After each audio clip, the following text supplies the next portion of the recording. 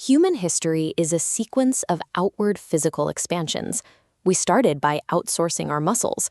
The steam engine allowed us to push, pull, and lift beyond the limits of bone and sinew. Soon, we moved from isolated machines to massive operational grids. Early power plants industrialized energy itself, distributing electricity to illuminate entire cities at once. Then, we conquered distance. Global networks wired the planet together, collapsing oceans and continents into a single, instantaneous flow of communication. The technology arriving now operates on a different layer. We are witnessing the industrialization of thought. AI is embedding itself as our cognitive infrastructure. Steam and electricity provided power. This infrastructure provides the logic we use to think. It shapes our reasoning by its very design. During the digital revolution, we converted static information into ones and zeros. Punch cards and hard drives held data until we asked for it. Machines have evolved past storage and retrieval. They are now summarizing texts, generating responses, and making autonomous decisions. This graph shows the shift, an exponential spike in machine data, dwarfing the flat line of human input. Machines produce endless responses without friction. The result is inescapable abundance. Every query meets an immediate response. At zero cost, knowledge becomes a commodity. Abundance devalues output.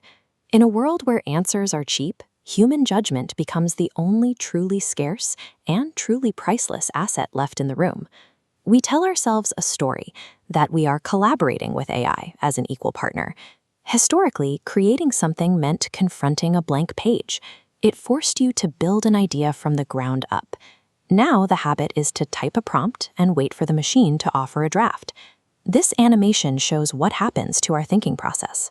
Our cognitive field narrows from a 360-degree landscape of infinite possibilities down to a closed loop of 3 machine-provided paths.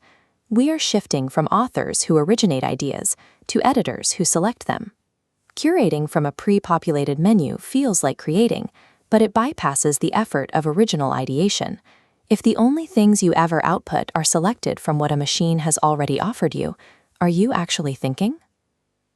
Human agency remains possible, though it requires a deliberate choice to step outside the suggested path and reclaim the starting point of a thought.